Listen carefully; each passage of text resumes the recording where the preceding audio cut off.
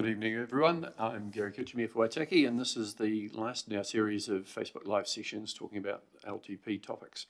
With me, I've got our CEO, Alex Palmley, and our Director of Support Services, Paul Hope. So they are here to answer all the tough questions. I'm here to do some of the easy ones, hopefully. We'll see how it all goes. As always, we look forward to answering whatever questions you can put up on the Facebook page, and we'll do our best to answer them. If we can't answer them this evening, we will post answers to those questions tomorrow, I would imagine. So we'll get those sorted. Tonight we're going to be talking about our infrastructure strategy and our financial strategy, which, as I mentioned before, are probably not quite as exciting as they sound, but they are very critical documents for what Council's proposing to do. Infrastructure strategy looks at the next 30 years of managing our infrastructure, what needs to be done, and what the principles are behind that.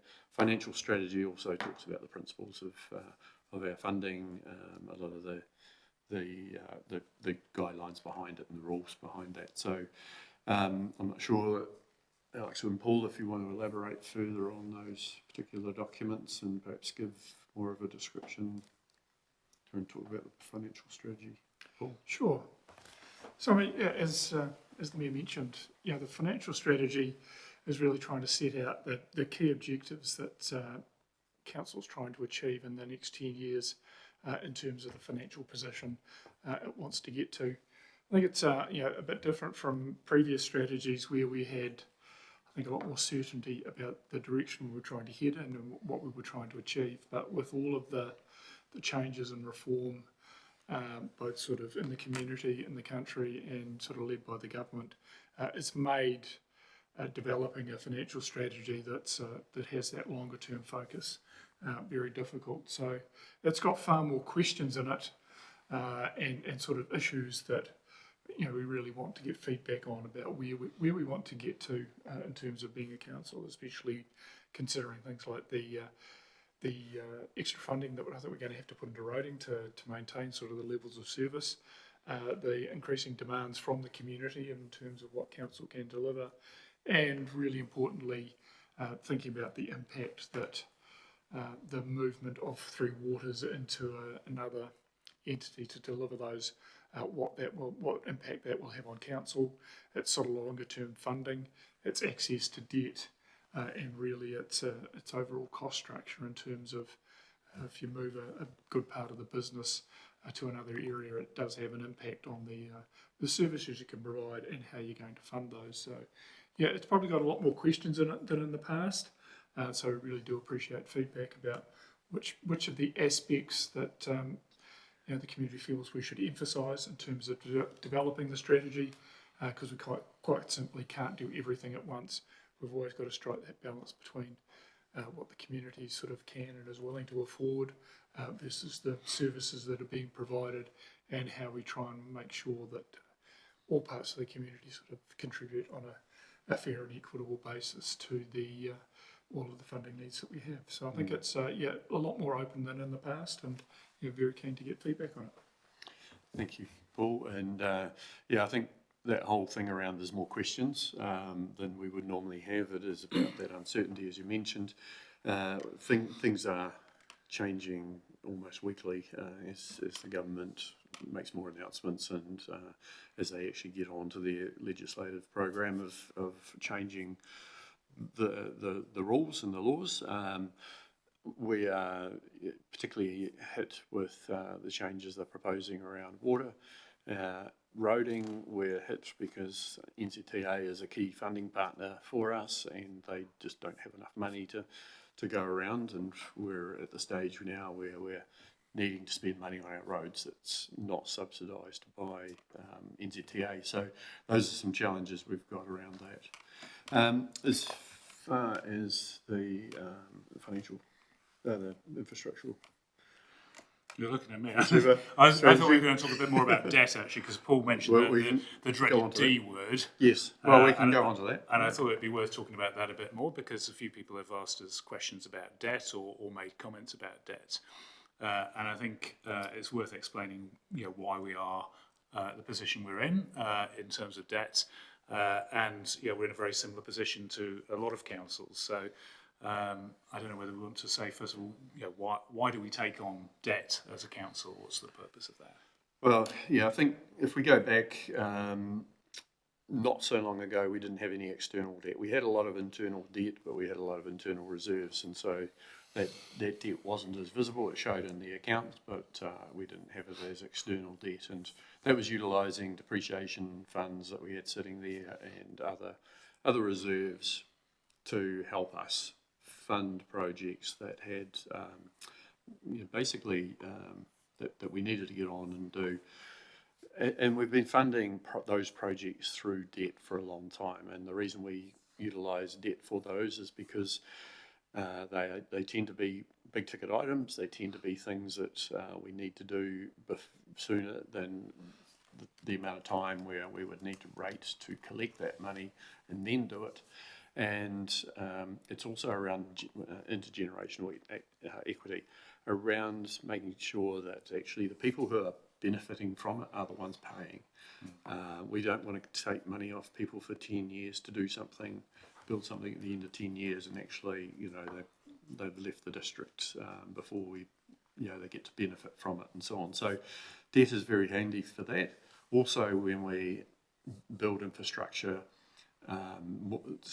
larger than what we need to have for the existing community, that's building in growth potential. So again, it's not fair for the existing ratepayers to pay for that, so we utilise debt for that growth component, and that helps them. And usually when it's things like water, that gets repaid through development contributions and not through rates. But I guess it's similar to as a householder, having a mortgage.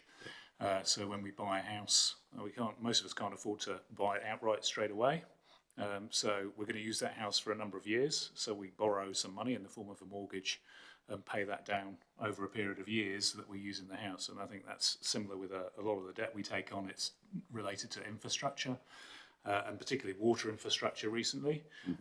And we pay down the debt over the life of the use of that infrastructure, whether it be a water treatment plant or pipes in the ground that we're putting in. And I think if we look at the position of our debt, a lot of it is associated with the water reforms that came out of the Havelock North inquiry. So most councils are in a similar position to us, to greater or lesser extent. We've all been required by the past government and this government to invest in water, and we've got to accelerate the investment in water. That's what the last government asked us to do and asked every council to do. And the only way that that's affordable is to do it through debt. We couldn't pay for all that at once. It'd be too much of a burden on ratepayers to pay for that all at once. So we were hoping to put up a slide, but we haven't got it as a slide. So as of today, our total borrowings are about 86 million. We had an item today at council around Observatory Village around the repayment of $16 million of that.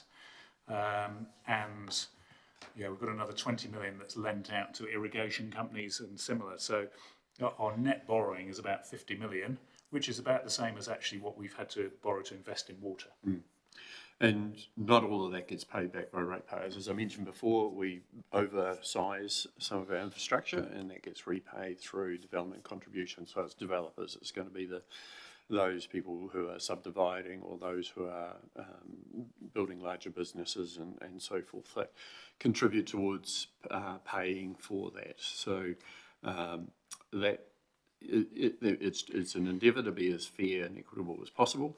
And as I said before, to actually have the people who benefit from the infrastructure actually paying for the infrastructure. We don't like debt overall, but it's a useful tool when it's needed. We don't like the imposition of a whole lot of standards that make water very expensive, but we are having to deal with some of those challenges, and we just have to face up to some of those things. We talked a wee bit about the building resilience and so on into our infrastructure, again, particularly water infrastructure, when we had our water Facebook session, and the need to build more resilience into into our water supplies and so on, because they are critical to life. If we, it's a bit like electricity. If electricity gets cut off for a while, you can cope. If water gets cut off for a while, you can cope. If it gets cut off for longer than that, particularly water, becomes a really major issue. So we want to make sure our supplies are resilient, and so there's quite a bit more investment going into that. So the debt profile, yep, about 50 million. We haven't been able to quantify exactly at the moment how much of that will be repaid through development contributions, but it will be a reasonable portion of that, and the rest will be paid for over generally between 5 and 20-year terms, depending on what the infrastructure item is and the impact on ratepayers. Also, the life expectancy of that. So, Paul, do you want to talk about life expectancy and what terms we do take debt over that make it worthwhile? Yeah, sure. And this is something that we're also considering through the financial strategy. Is traditionally council has been quite conservative about the term it takes debt out and sort of repays it really to a maximum period of about 20 years. When you look at some of the assets that we create, a lot of them have lives between 50 and 100 years, so there's quite a gap between sort of how long the asset can actually be used for and then how quickly we repay the loan attached to it. So that's something that we will consider whether that's a good match or not. I suppose, sorry, I was just looking at one other thing. We did talk about the sort of the increase in debt and what's driving some of that increase.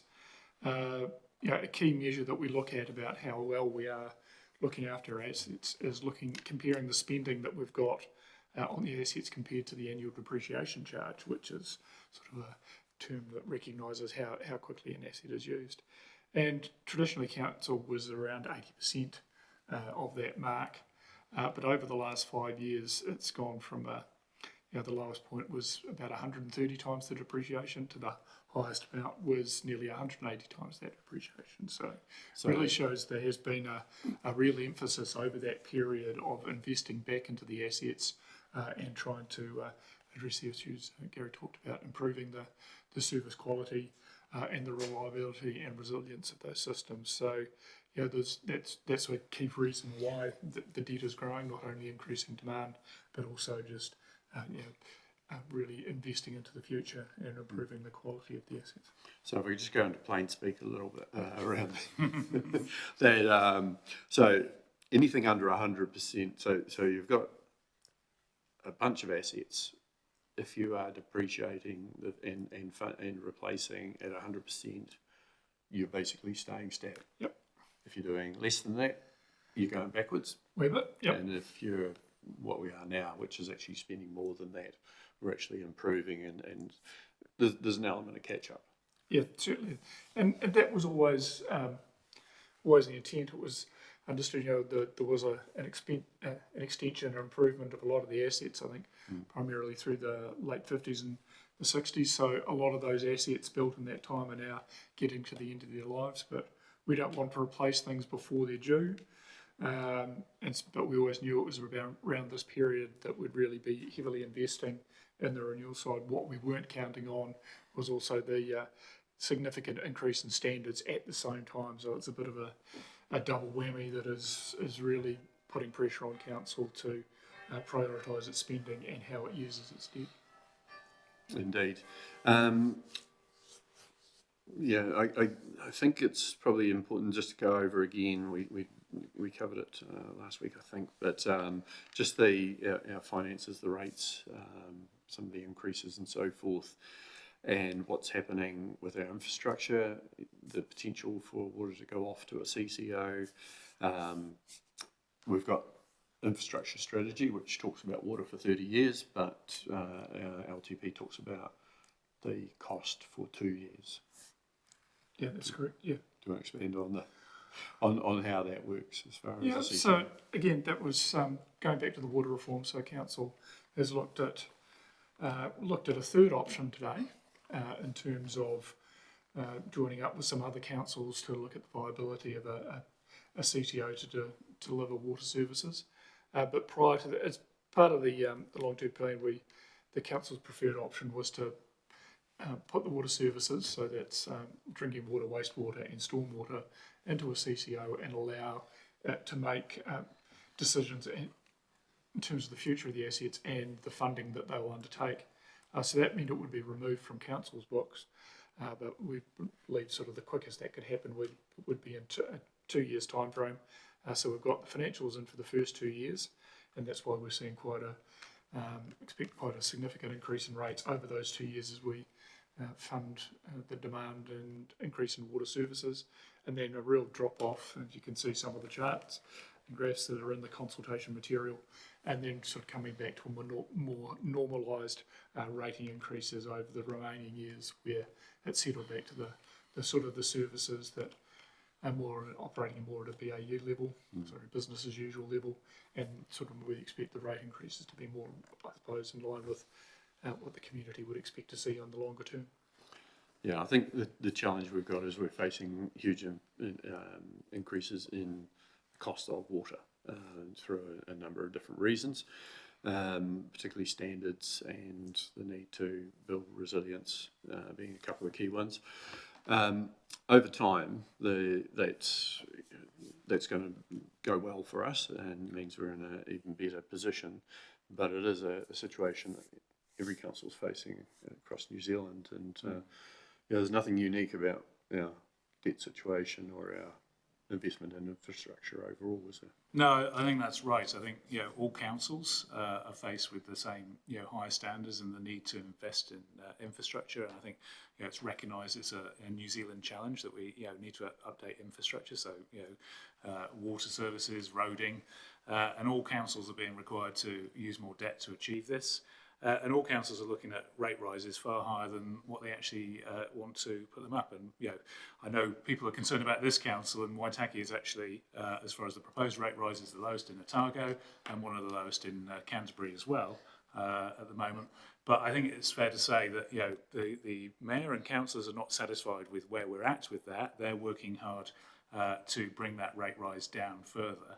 And it might be worth saying about some of the things we've done already, or you've done it as a council. So when the government changed and the water policy changed, there was a lot of work done around, well, what does that mean for our water programme and how much we have to spend on that and what time frame we spent that on. So there's quite a big reduction in the investment in water over the next 9 years from what was originally planned. Back in the last long-term plan? Yeah, so it was proposed we do $440 million. Reality is, we just couldn't do that. We don't have the capacity on staff to do that much project work, but more importantly, we don't have a community that can afford that, and it would absolutely exceed our debt ceiling because we're limited to how much debt there can be anyway. So very mindful of all those factors. So we asked staff to come back with us with a program of work that actually was manageable, that our staff could cope with, but really more importantly, that our community could afford as much as possible, because it's the problem with rising rates, we know, is that there's some people at the lower end of incomes and so on, which it's always going to be a very big challenge for them. So very mindful of that. So the last water programme with the $440 million in it was planned around what do we need to do to meet the standards, but also knowing that the previous government was going to transfer that into a big water entity known as Entity D, a great name. And then J. And then J. That clearly that reform isn't happening anymore, and water is staying with councils. And so, do you know how much we've cut off that programme in the next 9 years? It's down to about 170. Yeah, so it's over 200 million. Is that a quiz? Over 200 million that we've cut from that. So Yeah, we certainly cut a lot out. Yeah. No, it is a lot, and it's not to say that there can't be more cut, but one of the key things is that water costs will rise. What we want to do is make sure that we do have water services delivery plan, which ensures the water costs don't rise as much, that we're running things as efficiently as possible. So that's the investigation into the 3 options that we're looking at, and what we agreed to today was a joint council company, and we'll put together information on that. I think we'll be looking at a council company just for ourselves, and then we'll also look at what the status quo is, albeit the status quo won't be the same in the future because of regulatory changes around the economic regulator and so on. So do you want to step out that progress on that particular? Yeah, I think it's worth talking about that a bit more, because obviously in our LTP consultation we are consulting on water at the moment, and that decision was taken prior to Christmas when we were putting all this together, and what our preferred option was, because there wasn't an option to do something jointly with other councils at that stage. But today, Council agreed to sign an agreement to work with Gore, Clutha and Central Otago District Councils, and there may be other councils that come on board. We'll wait and see on that one, to seriously look at whether there are advantages for all of our communities in having a joint company between us, whether it will help us be more efficient and more effective in delivering water, reduce the cost and make sure we're more resilient for our communities from that. But it's not decided yet. This is the start of a process of getting to a point where we can decide what is the best way forward, and then we'll likely have to consult again on what the options are.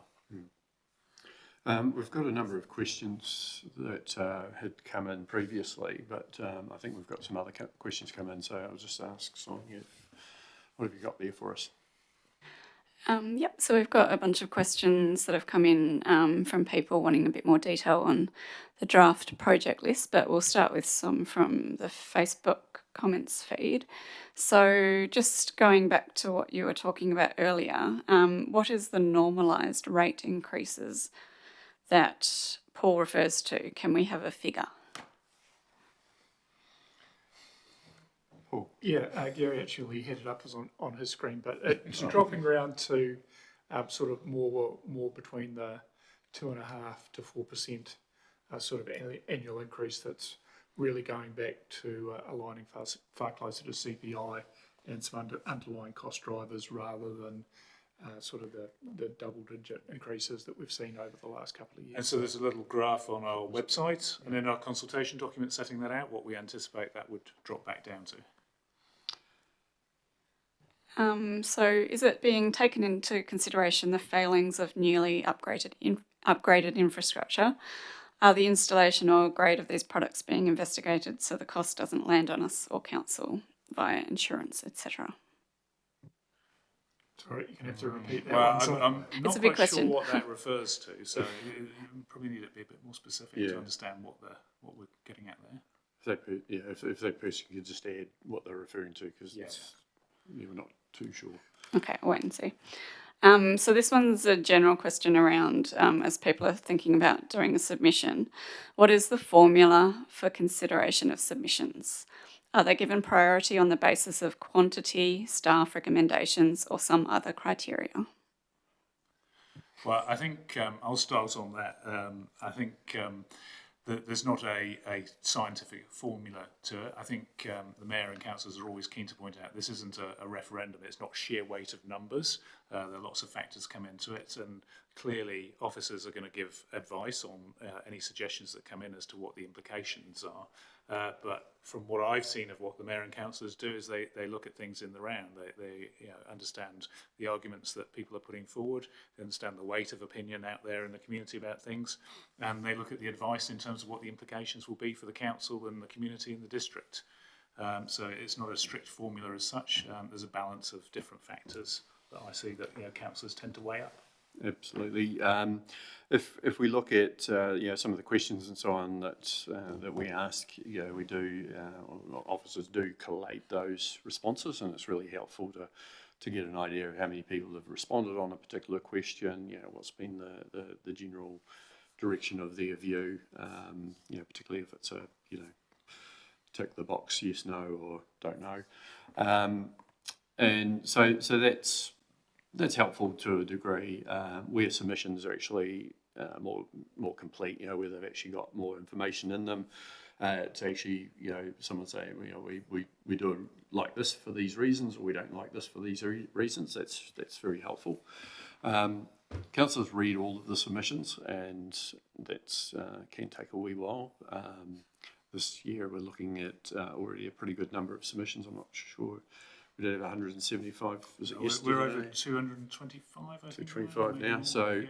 there'll be a reasonable bit of reading, and but yeah, we read all of those, and it gives an indication, and really, for me, I certainly look at the substance of what people have put in there, but an indication of just the general tenor as well. So yeah, I'm not saying every councillor does what I do. Some will take some things differently. But yeah, I think it's really important to point out that you might have one submitter with a particular view that actually makes a really good point on it, or has some really good information on it, and that can be worth 10 others if it's something that is really useful. So yeah, ticking the box is helpful. Putting some more information in can be very good, and there'll be some proposals overall that we haven't even got in our LTP, so people will be putting forward ideas and so on. And while we're in a constrained situation, and we're actually looking to cut the proposed increase from 10.3 to something less, there may be some ideas that do make it through there, and we encourage people to make those submissions as best as possible. I think one of the challenges yourself and councillors face as well is that your mandate, your remit, is to make a decision that's in the best interests of all the communities in the district, and I think that can be sometimes challenging, thinking about how sometimes what one part of the community is suggesting conflicts with what another is suggesting, and sometimes we get caught with being told we're not listening to people when actually we've got two different views, or maybe more than that, on a particular issue. So it's really difficult to actually work a way through that's best for everyone in the district. Yeah. I'll give an example, to be fair. We obviously consulted on the bit of land known as Forrester Heights, and and there were the weight of submissions was against potential sale. And it was really handy that there was quite a number of people who said why they didn't want that sold. They wanted it as a native reserve. They wanted it to be not to spoil views. Quite a number of different things that came in there. The decision wasn't to sell, but the decision was that potentially it still could be sold. But we also put in there a bunch of covenants which actually took care as much as possible of some of those concerns. So those, if it was to be sold, those people, their concerns have been addressed to at least a degree, maybe not as much as they'd like or whatever, but certainly to a degree. The reality is we had submissions for selling, we had submissions against selling. We listen to everybody, but we can't make a decision that actually everyone agrees with. And that's the reality of the position we're in. We read all the submissions, we do listen, we do hear what people have got to say, and then we have to make a decision. I think probably the other point to remember is that it is trying to move into a longer term planning space. That's why it's a 10-year plan, moving away from used to just be the annual plan process. So a lot of times it's something that may not be able to get a positive response immediately, but we don't lose track of these things, and goes into that longer term planning process and can appear in the next one. So it's not just because there is an immediate yes to something doesn't mean that it's not being considered both by the elected members and also sort of filed away by officers. So look, that's a sound idea. It's just the timing isn't right for it, because we've had other things that we've done greater work on and have sort of thought about but further and tried to put them into a wider context where possible. So it's sort of not discouraging coming up with some bigger ideas. They may not get an immediate yes, but they will be seriously considered. And what the LTP allows us to do is to to look at future years. This it's normally a 10-year process, but because we did an enhanced annual plan last year, it's a 9-year plan we're doing, and we can get a good idea. And it's like, well, this can't go in the next year, but it could go in the second, or we can put it out past that third year, and so it's in the long-term plan, and the plan will get reviewed before we get to that point, and if it's still a good idea, then more provision can be made. So there's definitely opportunities to listen to people about those sorts of things. Should we take some more questions? Yes, we will. I'm just looking to Sonia now. So. Yeah. So these are questions that have come through earlier, and one is about funding and budgets. Hopefully you'll be able to answer this. So if funding is coming from more than one source, is the cost not broken down by source because we don't yet know how much is being funded externally? How is that managed from a budgeting perspective? That's a really good question, because it's something that causes councillors to ask the same question many times. At times I think it probably frustrates officers, but yes, we'll have a project there which might say that it's $800,000, and it will give an indication that it's coming from reserves and grants and so forth. With the need to be fairly brief with the overall description of every project, we don't get the exact split on what that is. So there is information in the background, but we do get some councillors asking So three times. there's a couple of examples of that spring to mind. So I think one is the Puketapu track that's where I got in Palmerston, but equally there's, I think, the Geopark Discovery Hub as well, where actually by far the majority of the funding is not coming from council at all, but we put in what is a total budget spend, not what the ratepayer cost of the projects will be. So it gets quite complicated, and I think we provide a lot of information online about our projects where you can actually get into them and see a bit more detail about what's involved in those projects. And it's certainly part of the changes to our IT is to be able to analyse some of those figures in more detail. So, the more information, the better information, the better better decision we can make. I think the other thing we should say about projects as well, Osred, is that a lot of those projects, what we're doing through the LTP is we're setting a budget, and so there's a mixture of projects in there. Some have been investigated in some detail, and some are, thoughts or things that we know we need to do, but we haven't been able to get detailed costings. So they're effectively a placeholder budget in there that is subject to more work happening. And often, if we're going for external funding, we can't go for that external funding unless we've got it in our planned LTP work schedule, can we? So, often there isn't certainty when we're going out to consult on the LTP as to how much something will cost in the end, or how much external funding we might get from other sources for it.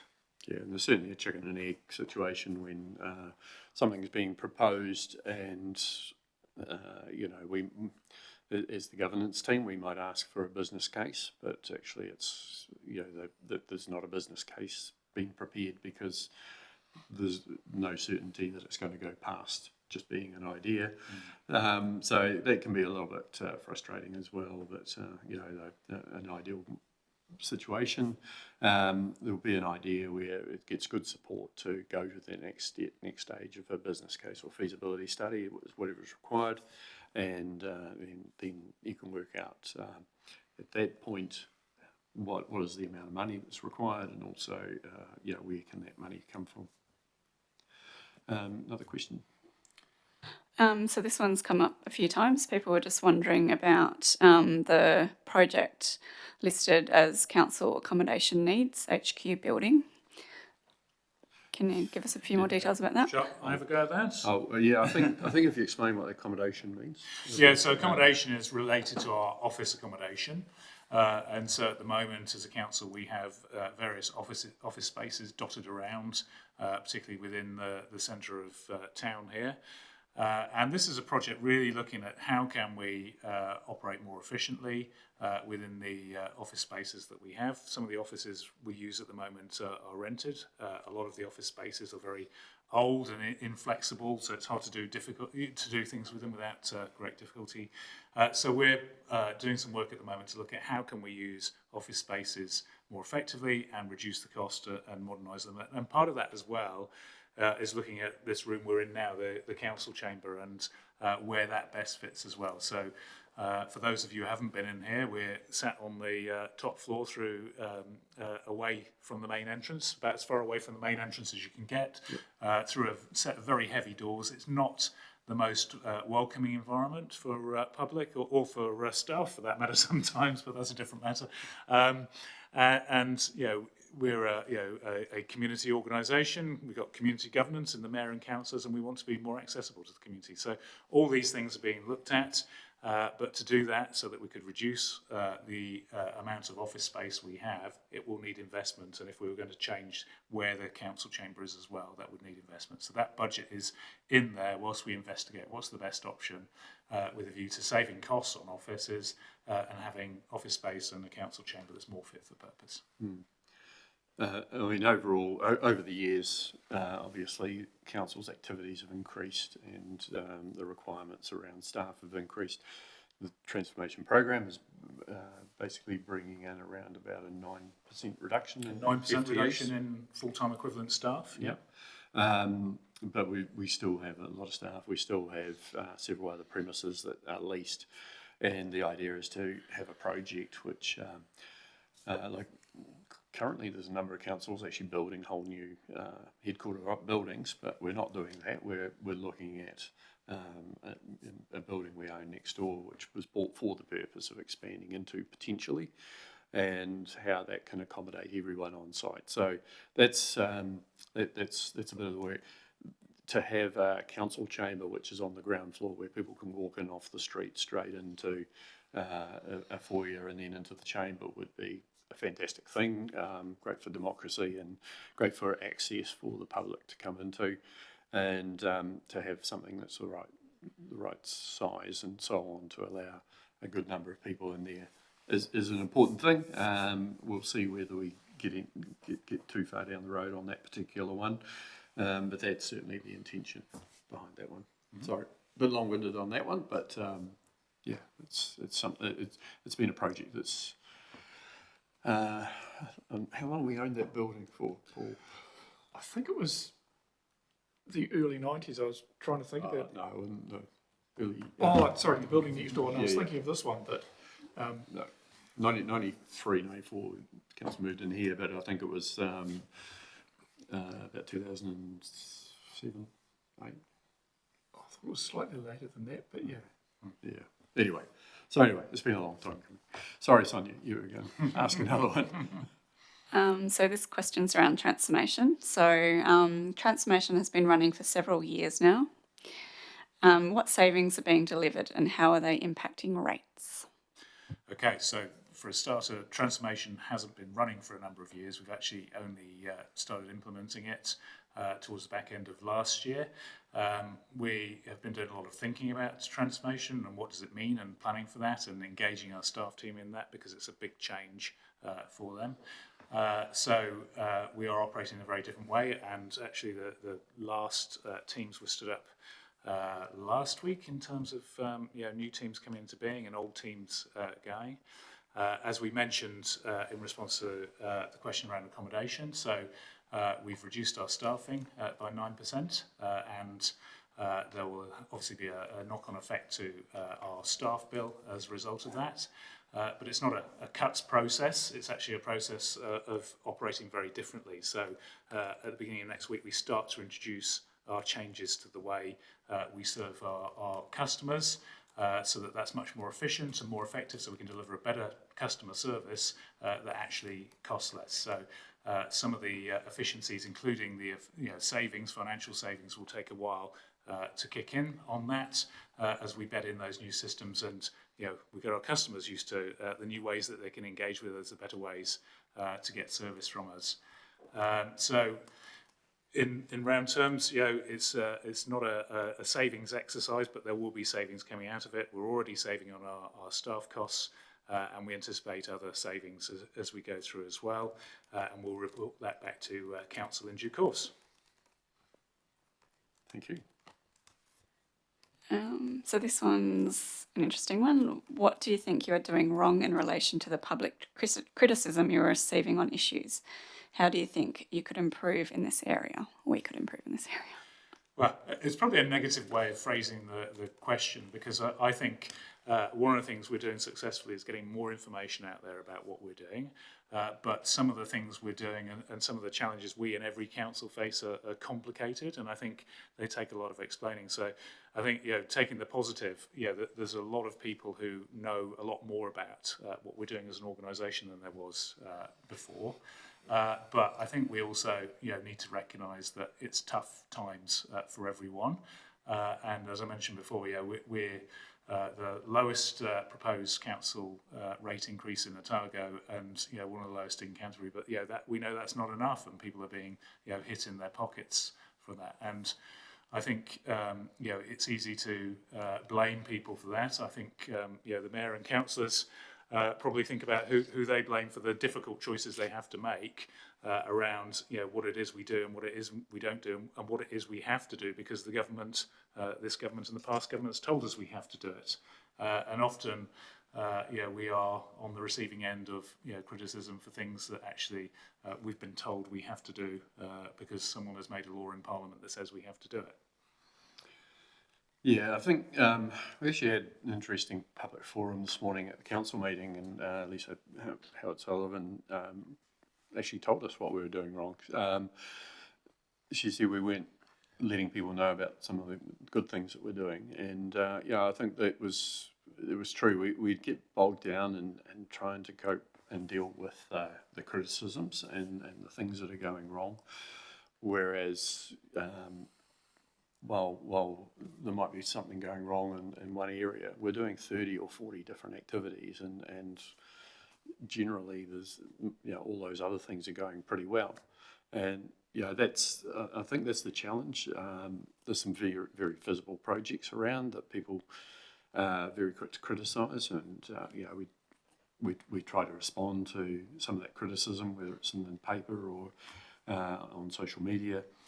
But it's always fighting a bit of a battle at times, and what we've found, particularly with the letters to the editor lately, that we've done our best to respond in detail, but that just creates more questions from people. So we think we're answering fairly fully, but then it gets taken the wrong way, or deliberately or accidentally, or there's an extra question that comes in.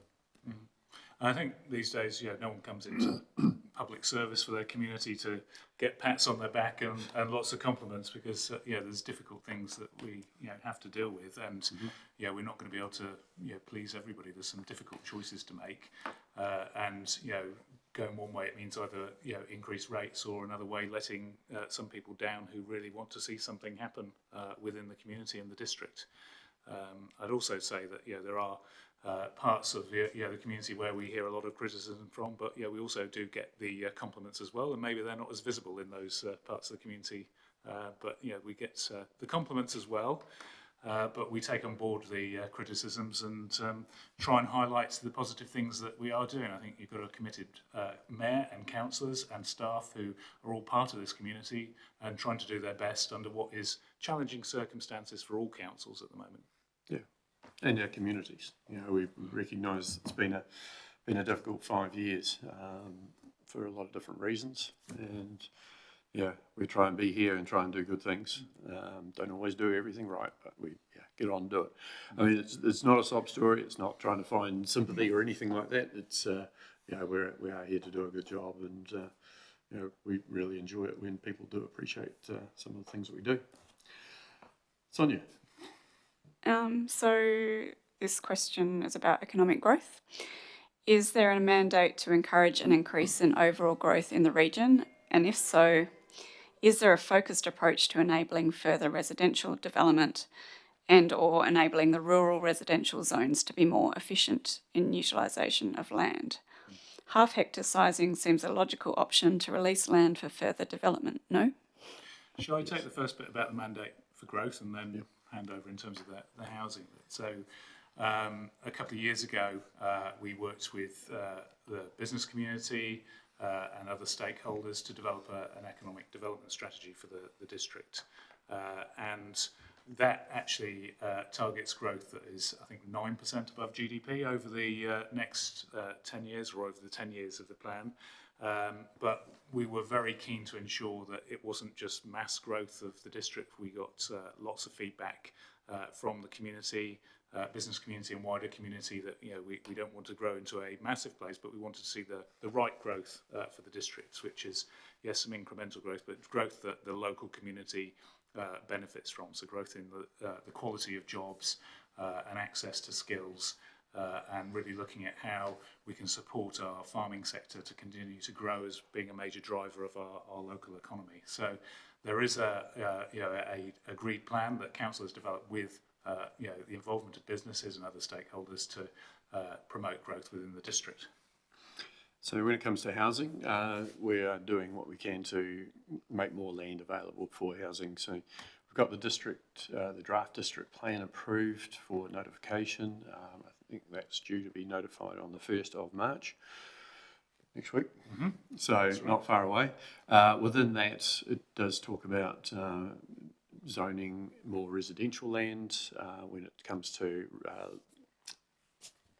rural residential, so 1 hectare blocks basically. Where we've got those in the district, it's looking at how we actually further subdivide them and get greater benefit from those. 1 hectare, it can be a lifestyle, it can be a life sentence, as it's been referred to at times. It's often more land than people want. They might not want neighbours too close, but they don't want a big lot of land that they've got to look after without having the tools that a farm would have. So it's a bit challenging, but if we in the district plan that's proposed there, we're looking at decreasing that down to, I think it's 5,000 square metres, so half a hectare.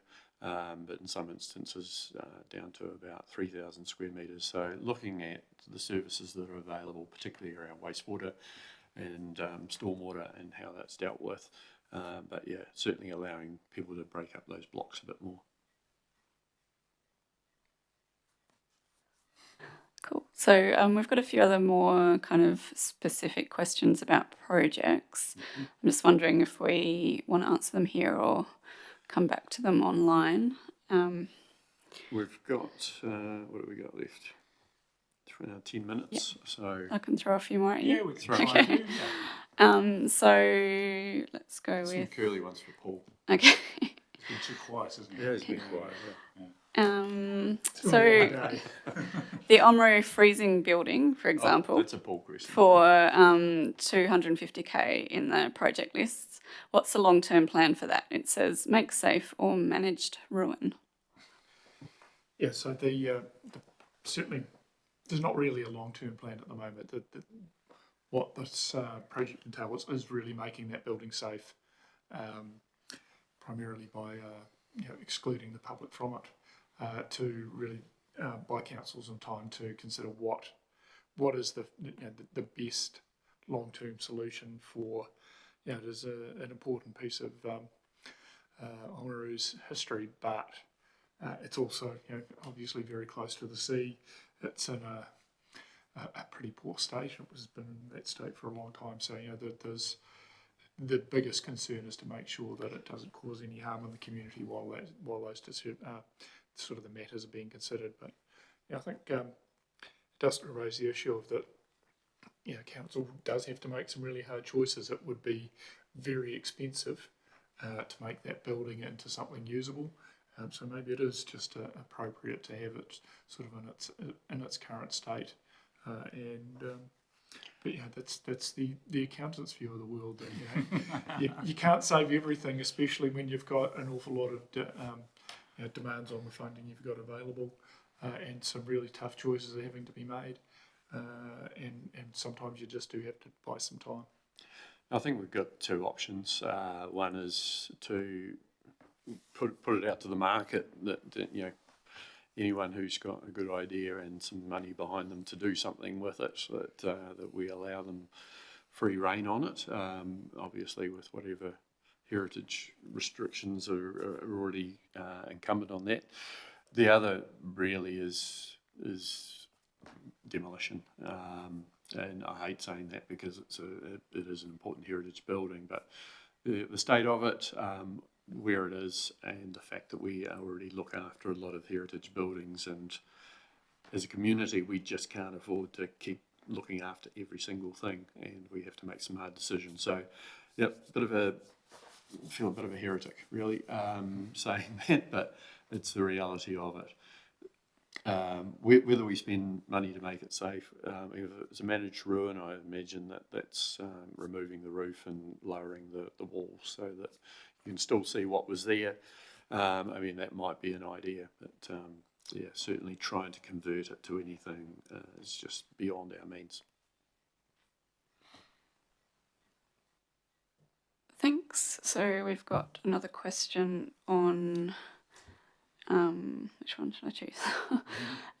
So I guess the CBD revitalisation and other economic development costs, are these in addition to staff and FTE costs? So I think that budget, and I haven't had a chance to look it up in terms of the detail, but I think that budget is associated with implementing the Central Oamaru Master Plan.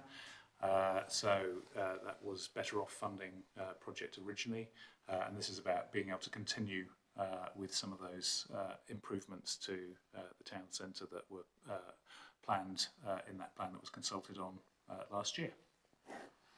I think there are some things that are being funded by the Better Off funding. Are those projects paying for staff members who are working on? So there is some Better Off funding that is going towards staff members. This is a budget that's in there for after the Better Off funding ceases, but it is not allocated to staff members. It's allocated to delivering things on the ground, improvements on the ground as set out in the master plan. Sonia. So we've got a question on the upgrade to the Chelmer Street entrance to the gardens for safety reasons. Have there been any safety-related incidents? Are we able to answer that one, Paul?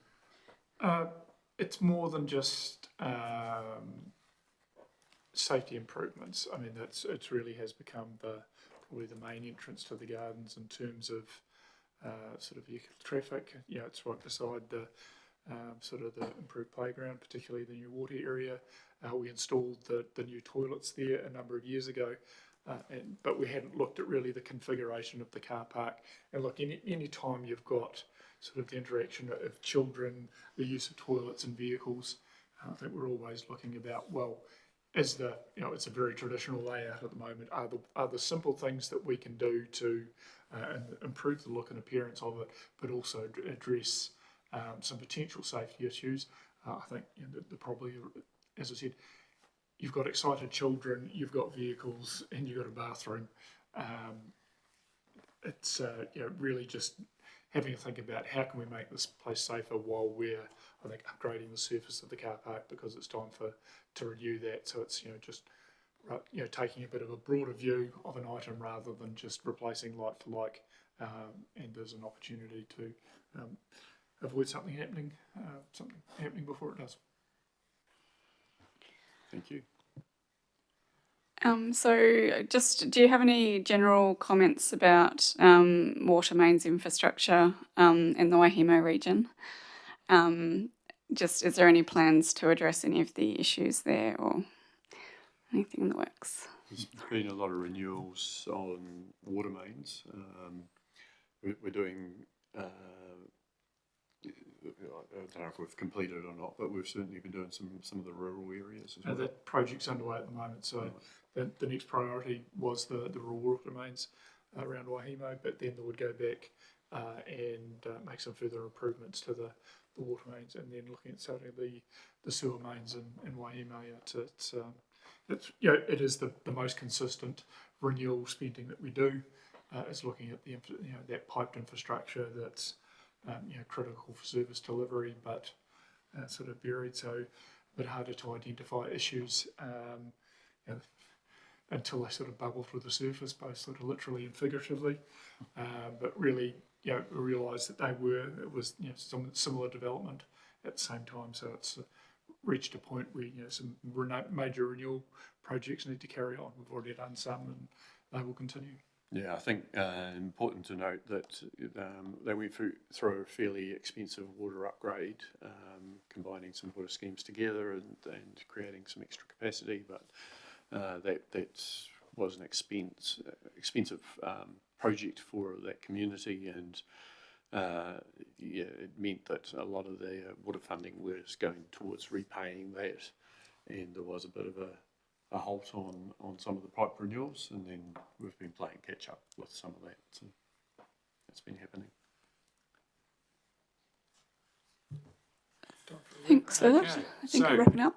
I think it's probably good to say where we're at in terms of the consultation, and I know the team have been doing a lot of work really getting out across the district. So the team being the mayor, councillors, and staff, and in particular focusing on how we can get more people responding, so that we hear from a wider cross section of the community. And I think we've got more responses so far than we had in the previous long-term plan, but we're looking forward to receiving more. So the consultation closes when?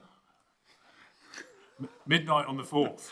4th of March, and we've got some other community. Interactive. Yeah. So midnight on the 4th is when you have to get your submission in. We've got a meeting right? tomorrow night, don't we, Paul? Oh, I'm missing that one. But it's in Napara, don't you? Oh, I thought it was Hampden. Maybe it must be later. So Napara tomorrow night at the club rooms there at 6:30 p.m, and then the following night at Hampden at the hall at 6:30 p.m. So for those communities or anyone else wanting to turn up to those communities, welcome your attendance at those. I will be missing those too. I'll be travelling. I'll be in Wellington tomorrow night and travelling back from there on Thursday night. So I'm sure the councillors will be filling the role very well. Hopefully supported very well by, as necessarily by the officers. So I think it's worth reiterating the mayor and councillors and staff do read and importantly consider every single submission that comes in. And so, we look forward to getting more submissions in. We know some more people have said they're putting them in, but we want to hear more on the important topics that we're consulting on to help make the big decisions that need to be made on the future of your council and your community and your district. So thanks very much everyone for joining us for this particular live stream. Appreciate your time, appreciate your questions. Those that haven't been answered will get responded to separately, and otherwise thank you, good evening, and all the best.